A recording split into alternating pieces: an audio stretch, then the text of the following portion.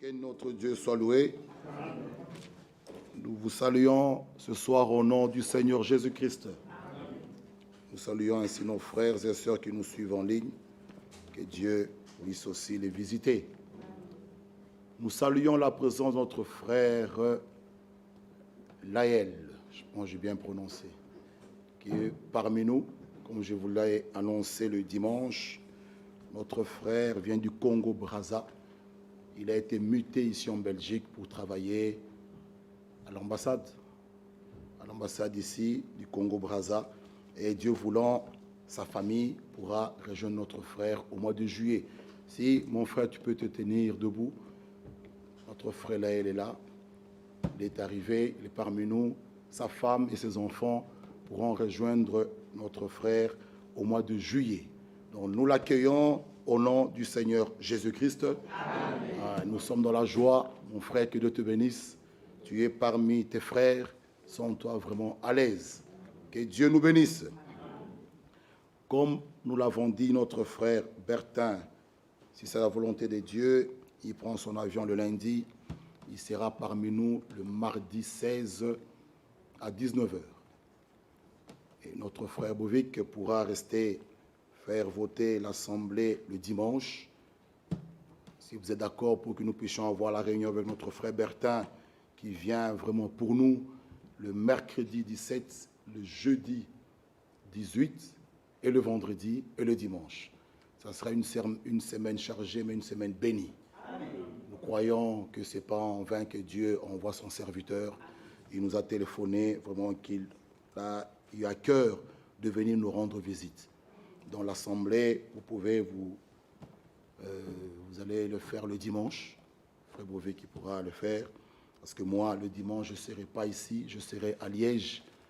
Les frères de Liège, notre frère Jean-Paul, a insisté si je peux aller là-bas le 14 et le 21.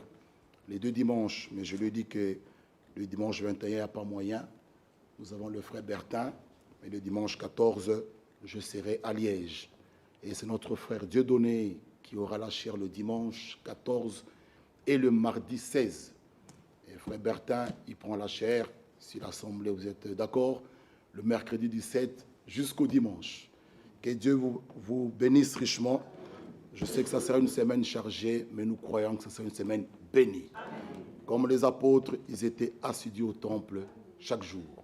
C'est vraiment une bénédiction pour nous et que nous soyons dans la présence de Dieu, certainement, il nous bénira.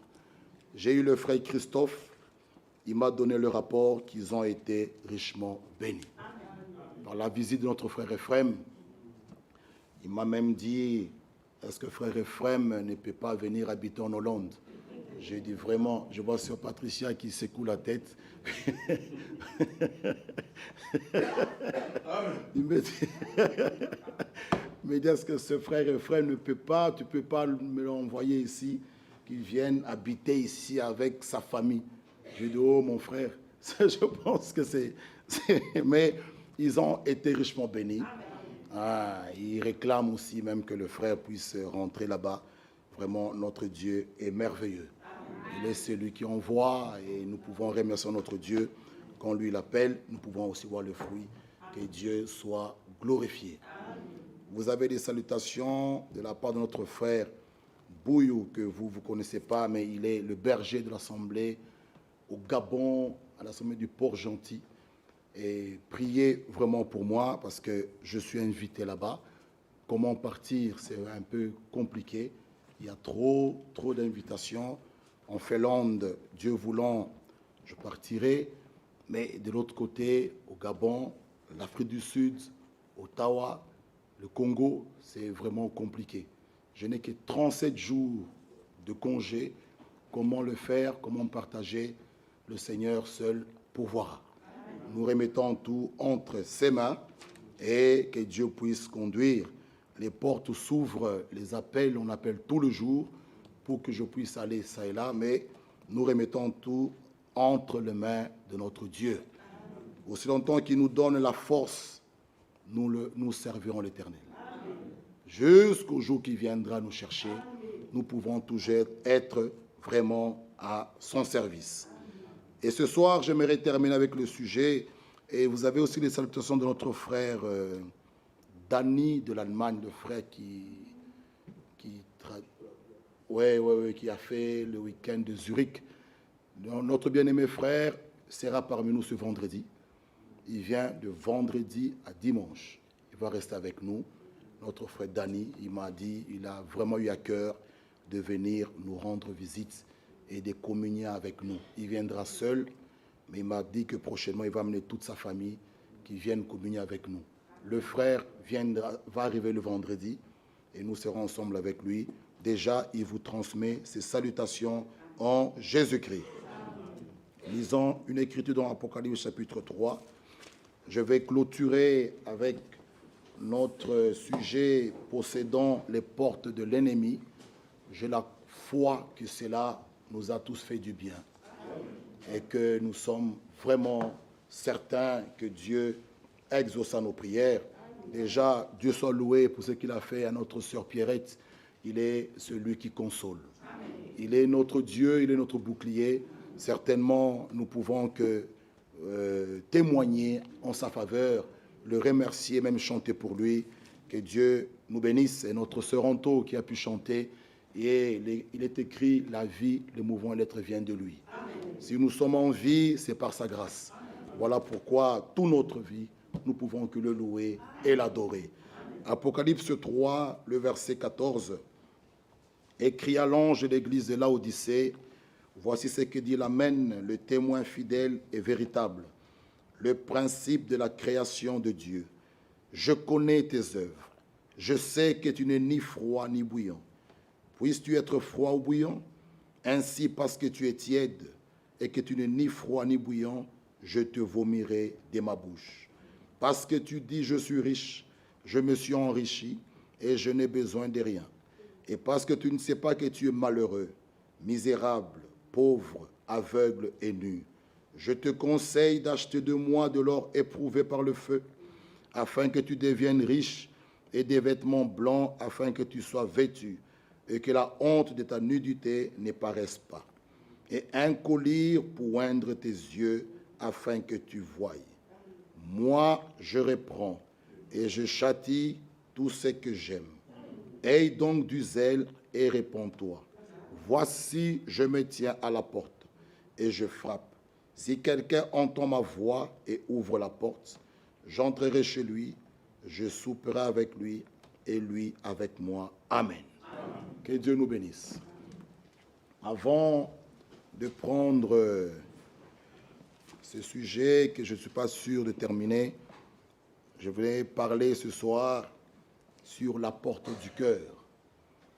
Montrer que notre cœur a aussi d'autres petites portes à l'intérieur que nous devons laisser entrer notre Seigneur Jésus-Christ afin qu'il puisse régner, qu'il puisse faire de nous ce qu'il veut. Mais ce soir, terminons d'abord avec notre sujet. Nous parlons de posséder les portes de l'ennemi. C'est un sujet vraiment qui nous a fait du bien. Et nous pouvons remercier notre Dieu. Parce que lui, il nous aime. Lui, il nous veut du bien. Il est écrit, j'ai pour vous des projets de bonheur et de paix. Oui, nous devons le croire, que la volonté de Dieu, il veut que tous les hommes soient sauvés.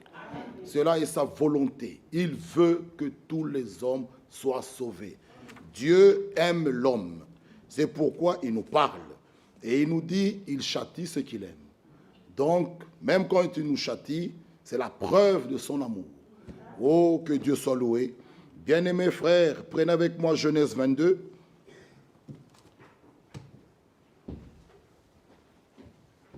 Genèse chapitre 22.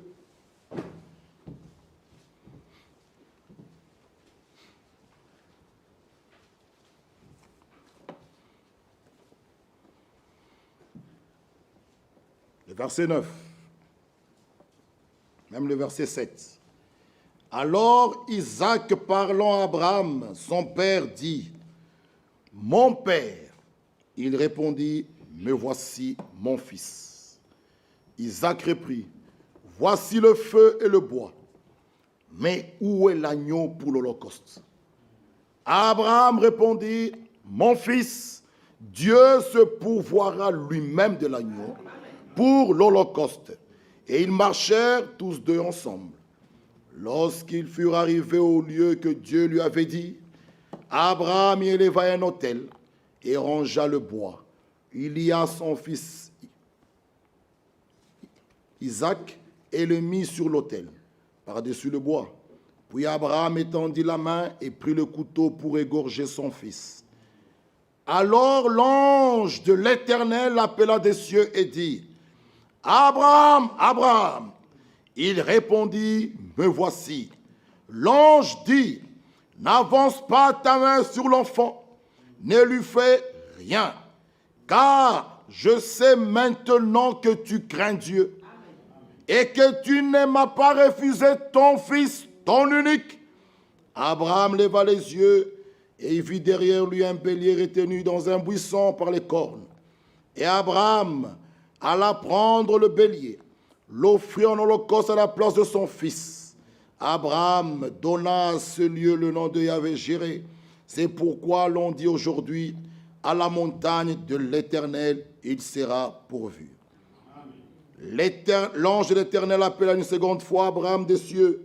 Il dit, je le jure par moi-même, parole de l'Éternel, parce que tu as fait cela et que tu ne m'as pas refusé ton fils, ton unique, je te bénirai, je multiplierai ta postérité comme les étoiles du ciel et comme le sable qui est sous les bords de la mer, et ta postérité possédera la porte de ses ennemis. Amen. Que Dieu nous bénisse. Mon frère, ma soeur, nous avons dit que l'obéissance dépasse tout. Vous pouvez le lire dans 1 Samuel chapitre 15. Si je trouve l'écriture, c'est dans 1 Samuel chapitre 15. L'obéissance vaut mieux tout le sacrifice que vous faites. Dieu a des enfants obéissants. 1 Samuel 15, c'est dans 1 Samuel 15, 22. On peut le lire. Samuel dit, l'Éternel trouve-t-il du plaisir dans les holocaustes et dans les sacrifices, comme dans l'obéissance à la voix de l'Éternel? Voici l'obéissance. Vaut mieux que les sacrifices. Et l'observation de sa parole vaut mieux que la graisse de bélier. Car, écoutez, la désobéissance est aussi coupable que la divination. Et la résistance ne l'est pas moins que l'idolâtrie et le téraphin. Amen. Dieu a des enfants obéissants. Les élus, ce sont des enfants de Dieu, mais des enfants de Dieu obéissants. Nous ne pouvons pas trouver un élu qui est rebelle à la parole. Un élu obéit à toute la parole. Ça, c'est la caractéristique des élus. Ils obéissent à toute la parole. Ils obéissent au commandement de Dieu. Ils obéissent même à ses ordonnances. Ils obéissent à ses instructions. Les élus, pour eux, ce que Dieu a dit est valable. Pour un élu, ce sont des enfants de Dieu obéissants. Et Dieu donne. Vous qui vous posez des questions, comment je ne touche pas le Saint-Esprit? Acte 5, 32 est clair. Il donne le Saint-Esprit à ceux qui lui obéissent. Le Saint-Esprit, c'est la promesse du Père. Mais Dieu donne le Saint-Esprit à ceux qui lui obéissent. Vous voyez? Donc un élu, c'est un enfant obéissant. Il obéit il croit Dieu, il marche dans les voies de Dieu. Comme cela a été dit à Abraham, quitte ton père, quitte ta patrie, va dans un pays que je te montrerai. Abraham a obéi, Abraham a agi, Abraham est sorti. Vous voyez, donc Abraham, il n'a pas refusé de donner Isaac. Isaac était le fils promis, pas Ismaël. Isaac était une promesse et Isaac fut une réalité. Le Saint-Esprit est notre promesse. Mais il faut que la promesse soit en nous une réalité. Et le Saint-Esprit, ce ne sont pas des sensations ou des émotions. Non, c'est là Dieu lui-même. Frère bien-aimé, il vient tabernacler en toi. Donc, il vient demeurer dans ton cœur, dans ton âme. Dieu veut nous bénir. Et Dieu est content quand son Fils est dans la joie. Parce qu'il a pour nous des projets de paix. Il a pour nous des projets de bonheur. Dieu, c'est pourquoi Dieu nous veut du bien. Même ces réunions, c'est pour notre bien. Même ces réunions, c'est pour notre bénédiction. Même ces réunions, c'est pour notre avancement. C'est pour notre progrès. Ces réunions. Dieu nous veut du bien. Dieu aime l'homme. Dieu a des projets meilleurs. Dieu, il faut penser un peu à cela. Dieu du ciel, pour toi, ma soeur et mon frère, il s'est fait un corps, accepter de mourir à la croix pour te sauver. Quelle grâce! Nous devons l'adorer, nous devons le louer, nous devons, frère, lui manifester notre gratitude. Tu dis, que veux-tu que je fasse pour toi? Tu m'as aimé, tu m'as sauvé. Me voici. Comme Isaac l'a fait, il s'est donné lui-même. Alléluia. Dieu nous aime. Quelquefois, nous pensons que nous sommes seuls. Quelquefois, nous pensons qu'il nous a abandonnés. Quelquefois, nous pensons que où est Dieu? Mon frère et ma soeur, Dieu est là. Lisons le psaume 34. Lisons le psaume 34. Lisons, mon frère, le psaume 34. Psaume 34, le verset 18. Quelquefois, le psaume 34, 18. Lisez ceci avec moi. Quand les justes crient, alléluia. Ici, on parle des justes. Qui est juste? Nous sommes les justes. Alléluia. Donc, écoutez ce qu'il nous dit. Quand les justes crient, l'Éternel entend. Alléluia. Et il les délivre de toute leur détresse. L'Éternel est près de ceux qui ont le cœur brisé. Et il sauve ceux qui ont l'esprit dans l'abattement. Quelquefois, nous pensons que nous sommes seuls. Nous pensons qu'il nous a abandonnés. Nous pensons que nous sommes dans un désespoir. Nous sommes dans un chaos. Mais l'Écriture te dit ce soir, l'Éternel est près de ceux qui ont le cœur brisé. Sache ce soir que toi qui as le cœur brisé, l'Éternel est près de toi. Ma sœur, il faudrait que tu arrives à posséder. Ça ne doit pas rester une prédication. Il faut les posséder. Souvenez-vous de Meshach, Shadrach, Abednego.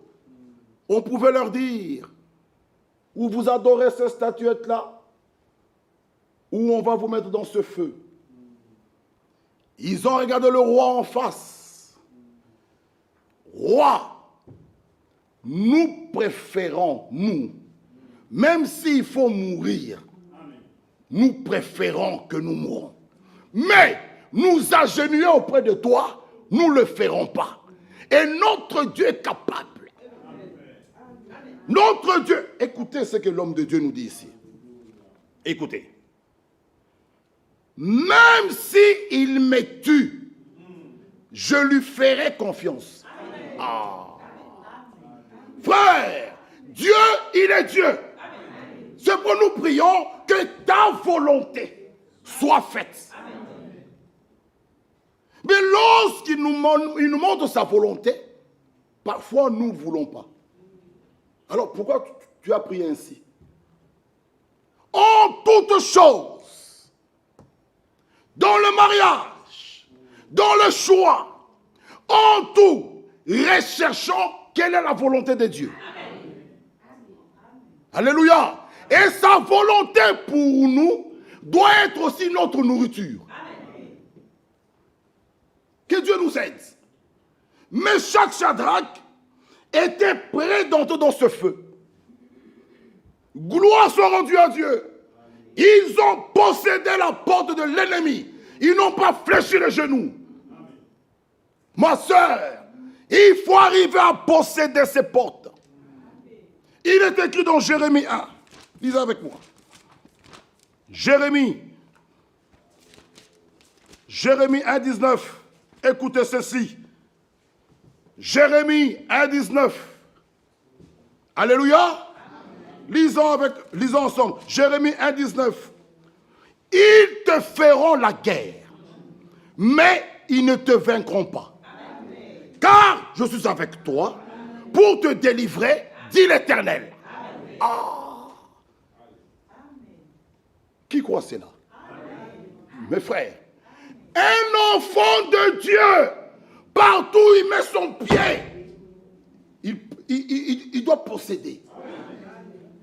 Ah, frère, nous sommes des petits dieux. Il faut le croire. Ils te feront la guerre, mais ils ne te vaincront pas. Il faut qu'on arrive à monter plus haut. Un enfant de Dieu n'est pas un peureux. Non. Écoutez ce que Frère Franck nous dit ici. Lettre circulaire 15. Cette lettre circulaire, je voyage partout avec. Un jour, je l'ai lu au Congo, à Kolwezi, et à Beni, là-bas, à Kinshasa. Un frère est venu me voir. Il dit, frère, ça, c'est... Le frère tremblait. Un autre à Kolwezi, je finis, il est venu ramener des fétiches à l'église. Il dit, il faut que ces choses ici, il faut les brûler. Mon frère, un enfant de Dieu n'a pas peur. La peur vient du diable.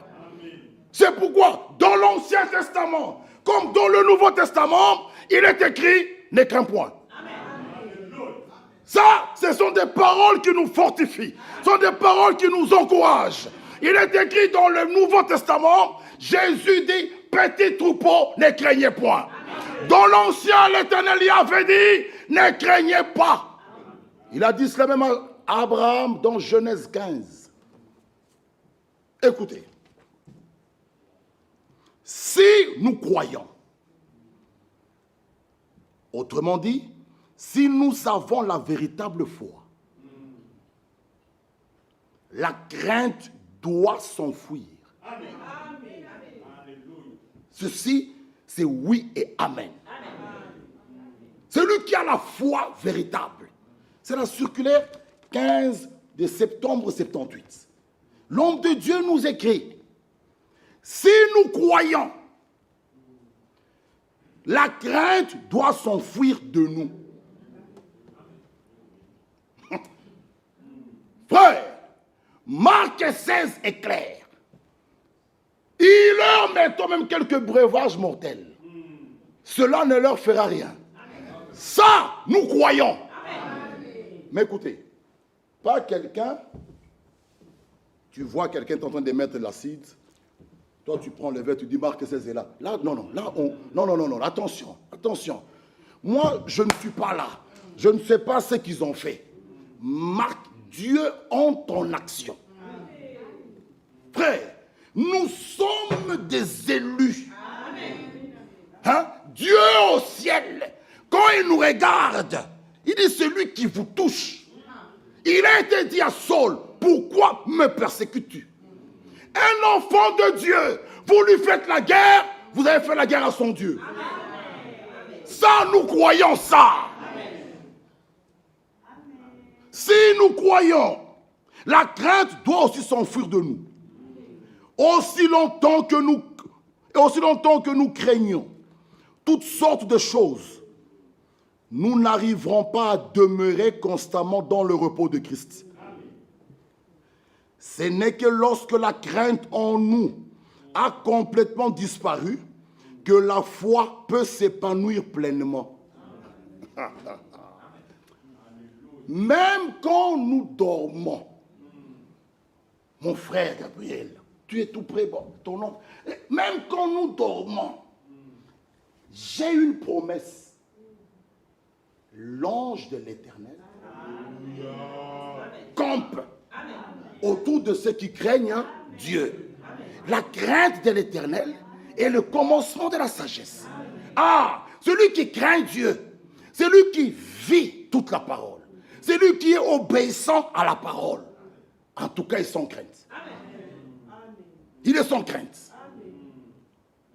Et il continue à nous dire, le Seigneur appelle chacun de nous personnellement disant, ne crains point, je suis ton bouclier. Ta récompense sera grande. Celui qui a peur de certaines choses peut être sûr qu'elles viendront sur lui. Oh, attention, ils vont me faire du mal. Sois sûr que ces choses-là viendront sur toi. Un enfant de Dieu, il a l'assurance que mon Dieu a moi. Ici, il y a ne disons, oh, le Dieu de la somme de Ninove. Non, non, il est question de mon Dieu. Alléluia. Il est question de mon Dieu à moi. Il veille sur moi. Ne craignez point. Il dit encore, celui qui a peur de certaines choses. Vous savez, un jour, on était au Congo et il y avait un monsieur qui conduisait un camion et ce monsieur, on l'a licencié. Le monsieur, il part. On a engagé un autre chauffeur. Le chauffeur, il a pris le volant. Ses lèvres, ses mains gonflées. Il a fui. Le camion est resté. On engage un deuxième chauffeur, même chose. Ah! Le troisième, il reprend le camion. Tout le monde dit non, non, non. Un jour, on était là. Frère Kaza dit, moi, et Frère Kaza demande, mais ce camion-là, pourquoi c'est... Il dit, hé, papa, ce camion-là, 2 chauffeurs. Voilà ce qui est arrivé. Et Frère Kaza dit, allez dire au propriétaire que nous allons acheter ça. Il dit, quoi? Il dit, nous allons l'acheter. Et je serai le premier à conduire ce camion. Frère, le jeune regarde Frère Kaza, il dit, allez dire, un enfant de Dieu n'est pas là pour avoir peur d'un hibou. Un enfant de Dieu n'est pas là pour avoir peur d'un chat. Le chat est sous le toit, hein, en train de miauler. Leur période, c'est des chaleurs. Toi, tu ouvres ta porte. Je n'ai personne, je n'ai problème de rien. Hein. Je n'ai pas pris la femme d'autrui. Hein, et moi, je n'ai pas fait ça. As-tu peur de quoi? Gens de peu de foi. As-tu peur de quoi? Il est écrit dans Luc 10, je vous donne le pouvoir de marcher sur les serpents, sur les scorpions. Rien ne pourra vous nuire. Peuple de Dieu, acceptez ça. Jésus a vaincu. Il a écrasé la tête du serpent. Il a crié à la croix, tout est accompli. Il faut l'accepter et le croire. As-tu peur de quoi? Aujourd'hui, les croyants.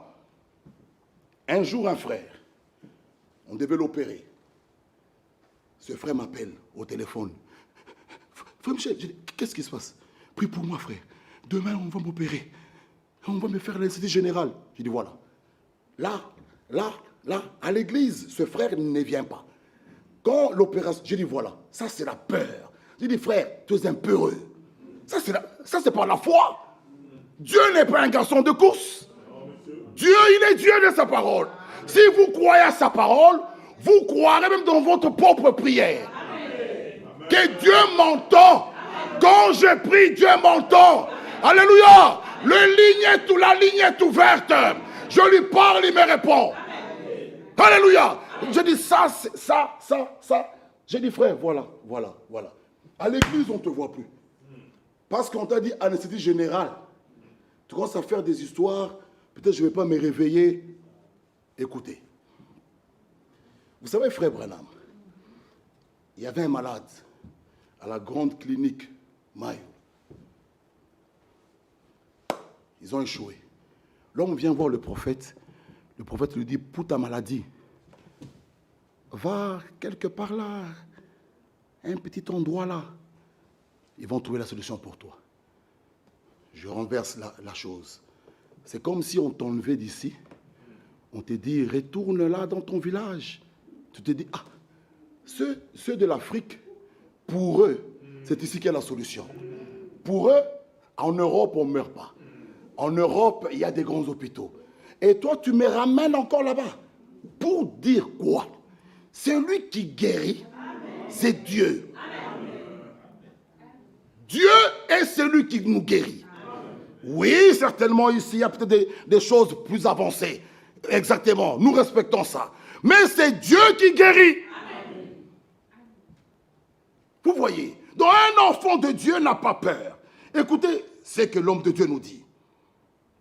Celui qui a peur de certaines choses peut être sûr qu'elles viendront sur lui. Celui qui a peur de telle ou de telle maladie ne doit pas s'étonner lorsqu'il devient malade.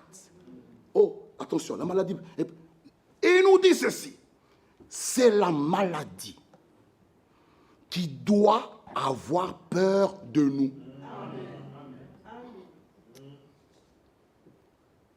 C'est la maladie qui doit avoir peur de nous.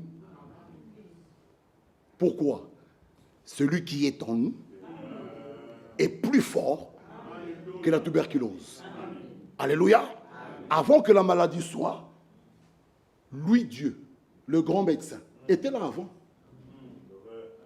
Frère, c'est pourquoi nous devons faire confiance à Dieu. Souvent, quand je dois les faire des examens, des contrôles ou quoi, Dieu permet souvent, je me vois même 2 jours après, j'ai fait le même examen et le résultat, il est bon, il est négatif. Et quand je pars, je trouve les mêmes résultats. 2 jours avant, le Seigneur permet. Frère, j'ai dit, oh Dieu, tu es vivant. Amen. Mes frères bien-aimés, Dieu vit. Amen. Ce n'est pas un slogan. Non. Il y a des gens qui disent, je peux croire en Dieu que si je le vois. Oui, nous leur posons des questions. Qui a déjà vu le vent? Le vent, l'as-tu déjà vu? Ils nous répondent non. Mais quand nous voyons les arbres agités, les maisons, les toits des maisons s'envoler, nous voyons ce que produit le vent, les effets. Et par là, on croit que le vent existe. Oui, mon frère et ma soeur, lorsque quelqu'un prend un médicament, nous voyons les effets du dafalgon après 4 heures. Mais lorsque Dieu est en nous, lorsqu'il nous accorde son esprit, nous devons aussi voir que cet homme était un bandit, il devient l'apôtre.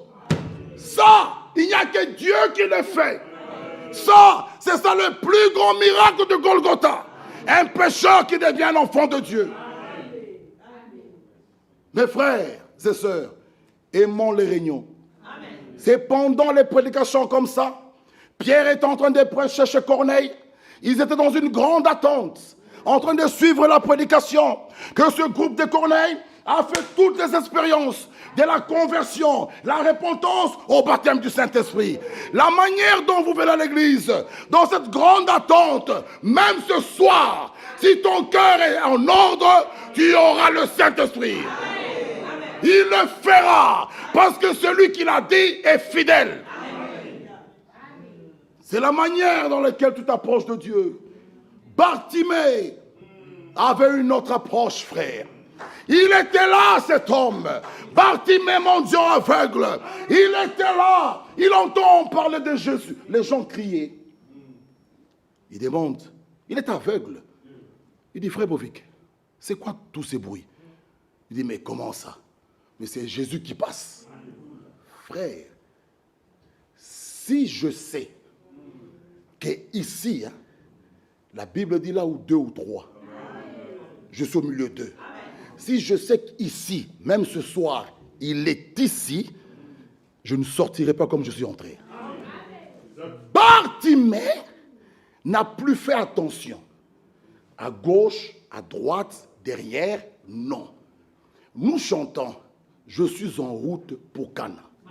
Si tu viens, donne-moi la main. Tu ne viens pas, ne me retiens pas. Toi, si tu ne veux pas adorer, ne me retiens pas. Si tu ne veux pas crier, laisse-moi crier, frère. Ceci est en ordre. Bartimée a crié. La foi de Bartimée a arrêté Jésus. Oh. Frère, Jésus passait. Il entend un cri. Nous avons lu avec vous. Quand je crie, l'Éternel entend. Est-ce que ton cri peut faire arrêter Jésus? Il faut le croire. Quand je crie, même si mon mari n'est pas là, je suis seul. Un enfant tombe malade. Ne craignez pas. Appliquez Marc 16. Vous imposez les mots malades. Les malades seront guéris. Il faut posséder toutes les portes. Même ton mari impose les mains. Tu dis, chérie, ce démon, il sait jouer de nous. Mais il s'est trompé d'adresse. Mets-toi là. Je vais prier pour toi. Je suis une fille de Dieu. Il est écrit, voici les miracles qui accompagneront les prophètes, qui accompagneront les apôtres, qui accompagneront l'église, qui accompagneront ceux qui auront cru. N'est-ce pas, vous avez cru? Mais appliquez la parole. Appliquez la parole. Tu vas t'asseoir là. Je vais prier. Comment? Là, le problème, toi, applique la parole. Et laissez à Dieu, écoutez ceci. Écoutez ceci. Tout dépend de ce que nous croyons. Car il nous sera fait selon notre foi. Alléluia. Nous devons le faire dans la foi. Alors Dieu fera de son côté ce que nous ne pouvons pas faire. Donc moi, j'applique la parole. Le reste, c'est lui. Fini. Ne cherchez plus. Dans combien de temps? Il va guérir. Ce n'est plus ton problème. Moi, j'ai appliqué la parole. Moi, j'ai fait ma part. Le reste, c'est Dieu. Je dis, on s'attend à lui. Moïse devant Pharaon, lorsqu'il a mis son bâton, les autres ont mis. Moïse et Aaron ne s'attendaient qu'à Dieu maintenant. Il dit, ok, Aaron, nous on ne réfléchit plus. On ne raisonne plus. C'est lui. On voit le serpent de Moïse avaler les autres. Avaler les autres. Ils étaient comme dans une salle comme celle-ci. Et Moïse ressort le seul homme avec un bâton. Ah, frère, Moïse est entré avec un bâton. Les deux magiciens aussi sont venus. Mais quand lui partait, lui il ressort avec son bâton. Les deux sortent les mains vides. Frère, un enfant de Dieu, même si quelqu'un invoque le nom de Jésus, ça ne me fait pas trembler. Moi, je sais qui est Jésus. Je ne le connais pas par la lettre. Non. Je le connais par révélation. Je sais en qui j'ai cru. C'est pourquoi les dénominations, frères, ne peuvent pas nous faire trembler. Même s'ils font des choses là-bas. Je ne peux pas envier les dénominations parce qu'un mort s'est levé là-bas. Non, nous avons plus que ça. Nous hériterons le ciel. Celui qui vaincra, je le ferai asseoir. Nous allons régner. Hein? Nous serons au repas des noces.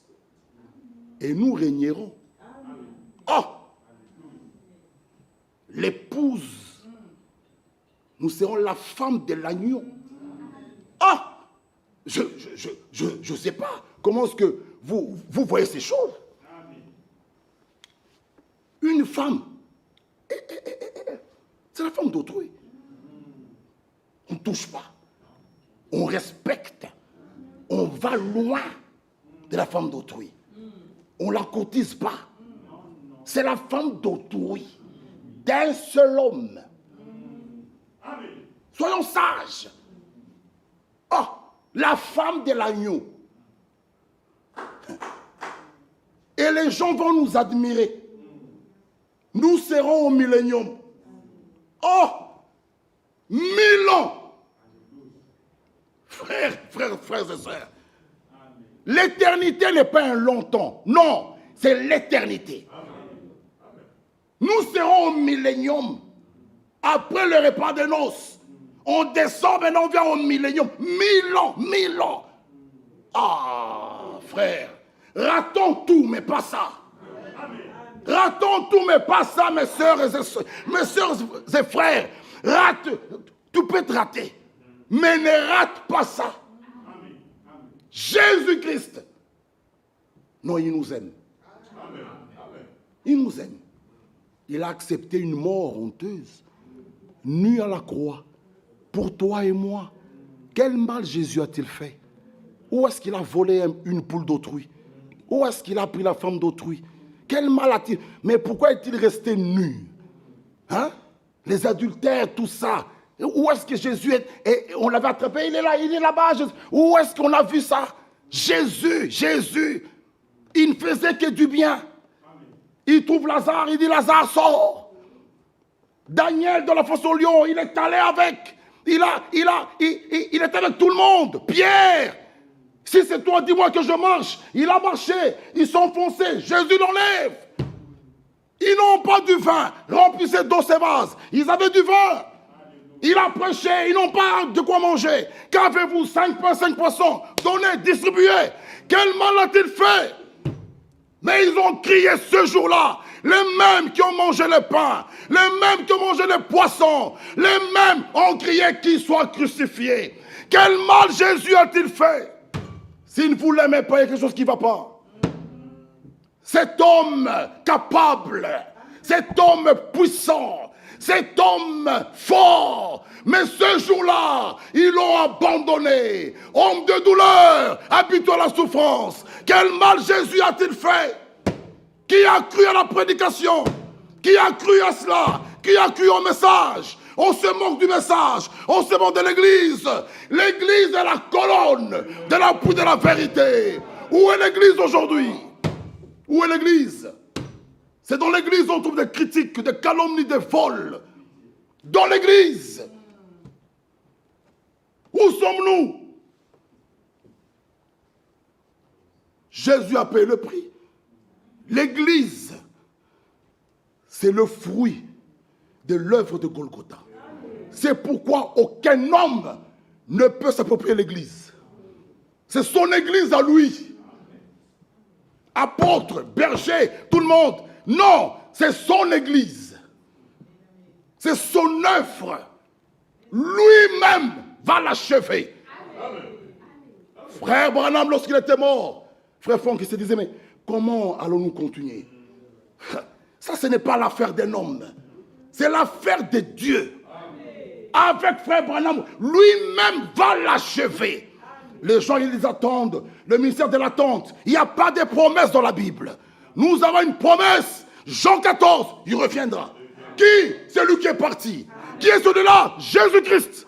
C'est celui qui reviendra dans un corps de chair pour nous prendre et nous ramener. Mais aujourd'hui, où sommes-nous? Où est la marche de l'Église? Frère Branham a prêché un message. Frère, cette Église, il a fait ce parallèle avec Samson. Quand je lis cette prédication, ça me donne des larmes. Samson était un homme fort qui battait tous les Philistins. On pourrait dire juste Samson, les Philistins couraient. Mais Samson, à cause d'une femme, une Dalila, Samson est tombé. L'église de Dieu, où sommes-nous? Nous avons laissé des mèches, des vernis à ongles, des histoires, la mondanité entre dans l'église. On reste avec le nom de l'église, mais l'église est agenouée. Les Philistins sont sur nous. Mais nous, on marche, on est l'église. L'église est innove, on met des caméras. C'est beau tout ça. Mais où est la puissance de Dieu? Acte 1, 8 dit, vous recevez une puissance. Le Saint-Esprit survenant d'en haut. Où sont ces choses? C'est dans l'église on trouve des malfaiteurs, des adultères, des tricheurs, des voleurs. C'est dans l'église on trouve des escrocs, des gens méchants, la médisante, des clans. Dans l'église, où est l'église du Dieu vivant? Jésus a dit, les portes de l'enfer ne prévaudront pas contre elle. Jésus-Christ est mort pour que son église marche. Mais où sommes-nous aujourd'hui? On passe du temps dans des futilités. Comment nous verrons l'église faire des défilés de mode? Où sommes-nous avec tous ces cheveux, toutes ces perruques, la mondanité? C'est assez avec ces choses. Que Dieu nous délivre de ça. Nous voulons voir sa puissance dans l'église. Jésus lui-même a pris le fouet. Lui qui est la grâce. N'a-t-il pas pris le fouet? Il a renversé les tables. Ma maison est une maison de prière. Ici, bien-aimés, nous voulons voir des choses. Des cancers être guéris ici. Des maladies être guéries. Mais si nous ne marchons pas dans ces voies, il nous quitte. C'est un Dieu des principes. Non.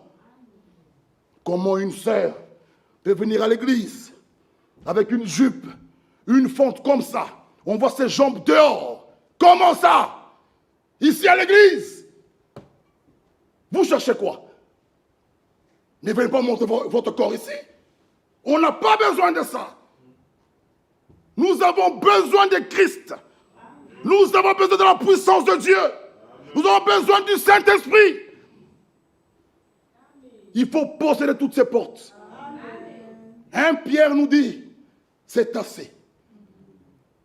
Cela va être notre cri maintenant. Dieu nous veut. Cette prédication n'est pas une condamnation pour toi. C'est un cri de rappel. Revenez. Revenez, revenez, revenez, revenez. Avant que ça soit trop tard. Je vous l'ai lu l'autre fois. L'homme de Dieu, extrait de la prédication de Frère Franck du 7 juin 2015 à Krefeld. Quand on parle de maquillage, on ne doit pas parler de cela comme si on fait de la morale. Ça fait partie de la parole de Dieu. Non. Frère Franck, c'est lui. Le maquillage fait partie de la parole de Dieu. Ce n'est pas de la morale. Il dit non. Il dit, ça montre, si quelqu'un s'est maquillé encore, ça montre qu'il n'est pas encore converti. Alors comment tu attends le Saint-Esprit? Passe d'abord à la conversion. Et une réelle conversion nous amène à la nouvelle naissance. Que Dieu nous aide. Un renouvellement intérieur. Alléluia. Le monde sort en nous. Alors Christ peut venir faire sa demeure en nous. Que Dieu nous aide. Aujourd'hui, l'Église a peur. Si j'appelle un frère ici, je dis qu'un frère vienne, ou sœur, impose les mains à la sœur qui est à côté de toi. Les gens ont peur. Non, pas moi. Non. Appelez les diacres. Pourquoi? Pourquoi les diacres? Les miracles accompagnent ceux qui auront cru. Si tu marches avec le Seigneur, j'impose mes mains, je chasse le démon. Voilà là où nous avons failli. Mais il faut posséder toutes ces portes. Il faut les posséder. Josué n'a pas accepté la défaite avant d'entrer en Canaan. Il a dit non, non, non, non. Il y a des géants, oui. Mais il nous a été dit, je serai avec toi, comme j'étais avec Moïse.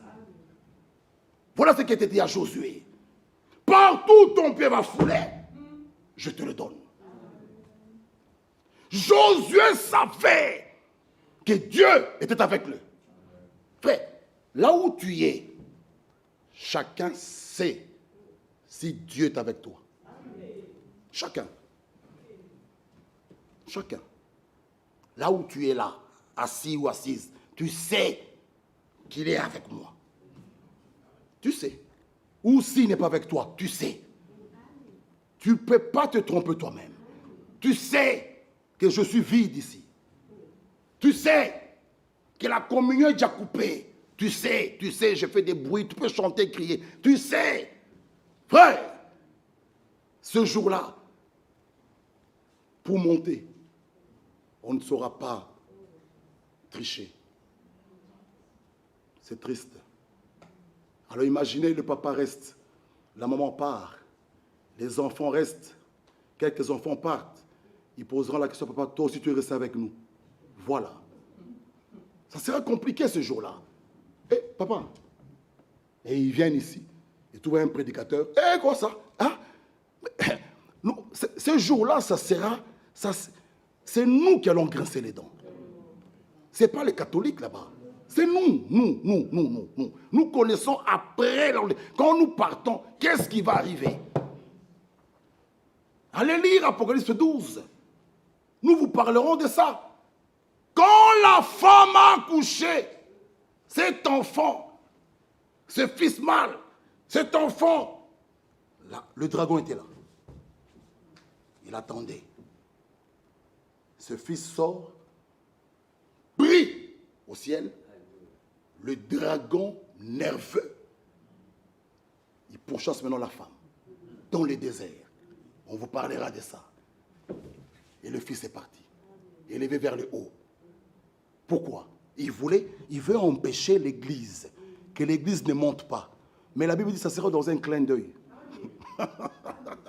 Il va regarder, hop, il est déjà parti. Maintenant, toute la colère se déversera sur ceux qui vont rater l'enlèvement. Ce n'est pas de la rigolade. C'est par là que nous verrons maintenant les vierges folles. Parce que les gens disent, frère, mais un vierge folle, bon, ça va, hein?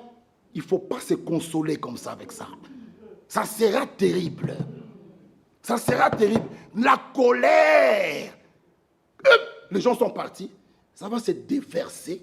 Lui, il descend. Nous, on passe. Parce qu'il doit nous laisser le passage. Il doit nous laisser le passage. Ce jour-là, ça sera merveilleux. Nous, on passe. Lui, il est précipité. Maintenant, il va se déverser. Il va faire du mal à qui? L'épouse est déjà partie. Ne ratez pas l'enlèvement. Ne ratez pas. Allez faire vos cheveux. Oui, mais selon la parole. Je n'ai pas un modèle ici à vous dire, écoutez, faites comme ça. Mais la Bible nous dit, soyons sobres. Soyons sages quand même. Soyons sages. Ne venez pas avec des histoires. On s'est dit, mais où sommes-nous? Soyons sages. Moi, je n'ai pas de mesure de jupe ici. Bon, ma soeur Tata, c'est combien? Bon, moi, j'ai 1m75. Bon, toi, il faut au moins 1. On nous a lu ici. Frère Franck, allez lire. Le 27 novembre 2020, allez lire. Il y en a, allez réécouter. Au-dessus des genoux. Comment vas-tu même t'asseoir? C'est dans l'église ici. Un peu de pudeur. Où sommes-nous? Que Dieu nous aide, c'est une assemblée mixte. Comment tu t'habilles? On doit voir ton corps. Comment? Non. Mes frères, et sœurs, toutes ces portes-là, possédons-les. C'est le diable. Il faut lui dire ce soir, c'est fini. Mon corps est le temple du Saint-Esprit. Ne savez-vous pas que votre corps est le temple du Saint-Esprit? Ça fait mal. Comment moi je peux croiser une sœur à Port-de-Namur en pantalon, le même jour, le soir en jupe? Comment? Et la sœur est ici dans la salle ici. Quand je parle, vous pensez que nous ne voyons pas? Non. Mais craignons Dieu. Pas les hommes. Qui est Frère Michel? Je n'ai pas un ciel à vous donner. Mais Dieu, lui, il nous voit tous. Tous. Quand tu es à Port-de-Namur, sache qu'il est là. Tu te retrouves à Namur, il est là. Frère Michel n'est pas là, frère Bovic, mais lui, il est là. Tu es en Australie, il est là. Tu es en France, là-bas, loin là, Jean Blou, il est là. Il est là, mes frères bien-aimés, il est là. Il vit. Craignons ce Dieu-là. Voici la fin du discours. Craignons Dieu, Dieu vit. C'est un feu dévorant. Craignons-le. Pour un élu, le jugement commence maintenant. Ce jour-là, non. Maintenant qu'il me châtie, il châtie ce qu'il aime. Je peux lui dire, Seigneur, mais non, oui, mais ce jour-là, non. Tu vas aller le rencontrer là? Ça sera dur. Au nom du Seigneur, revenons. Frère, l'homme de Dieu termine, je vais terminer bientôt. Il dit avant Golgotha, on pouvait encore discuter. Avant Golgotha, on pouvait encore discuter. Il nous donne l'exemple du corps de Moïse. On pouvait discuter.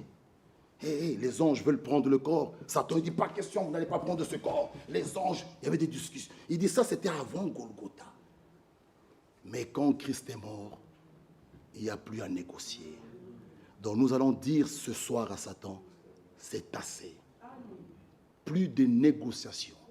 Mon corps est le temple du Saint-Esprit. Marchons dans la sainteté. Ici dans la salle, on ne peut pas avoir des copains, copines. Non. Ça, c'est la vie des souillures. Non et non et non. Dieu nous veut. Alléluia. Notre corps est le temple du Saint-Esprit. Alors, tu peux nous dire, mais moi, je n'ai jamais connu d'homme. Oui, mais comment est-ce que tu t'habilles? Comment est-ce que tu t'habilles? Quand tu t'exposes, tu trouveras ça ce jour-là. Que Dieu nous aide. Nous avons une grande responsabilité. Il nous appelle. Dieu nous veut. Frère, terminons avec ça ici. Écoutez. Quelques années plus tard, quand vinrent les épreuves, écoutez, et que l'Église fut tout ébranlée, comme il est si facile pour une congrégation de gens de l'être lorsque les choses semblent ne pas se passer comme cela devrait être, mais c'est Dieu qui fait en sorte qu'il en soit ainsi. Dieu amène des tensions dans l'Église. Écoutez bien. Oh, mais qu'est-ce que... C'est Dieu. Parce que tout croyant doit être éprouvé. Tout croyant. Tout croyant doit être testé. Et Dieu, lui, amène même les tensions dans l'Église. Chaque fils qui vient à Dieu doit être mis à l'épreuve, éprouvé et testé. Écoutez, il laisse la maladie vous frapper. Il laisse les maux venir sur vous pour vous tester et pour éprouver, afin de montrer au monde que vous êtes vraiment la sémence d'Abraham. Il le permet par sa volonté propre. Il permet les désastres. Il permet, écoutez, que vos amis se retournent contre vous. C'est Dieu. Il permet toutes ces choses et lâche le diable après vous pour vous tenter. Et celui-ci fera tout, sauf vous enlever la vie. Il pourrait vous jeter sous un lit d'affliction. Il pourrait faire que vos voisins se retournent contre vous. Que l'Église même se retourne contre toi. Oh, j'avais deuil. Je n'ai pas vu les prédicateurs. Je n'ai pas vu les diacres. Conclusion, je quitte l'Église. Ok, tu peux partir. Ça a été ta porte. Il permet même que l'Église se tourne contre vous. Lui, Dieu, il vous regarde. C'est ça votre preuve. Il peut faire à peu près n'importe quoi. Et c'est la volonté de Dieu qu'il le fasse.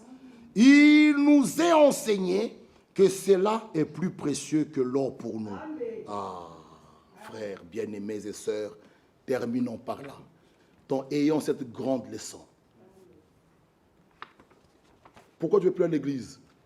Mon père était mort, je n'ai pas vu l'église, je n'ai pas vu les diacres, je n'ai pas vu les frères.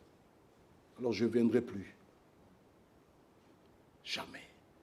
Romains 8 est clair. Qu'est-ce qui nous séparera de l'amour de Christ? Quoi?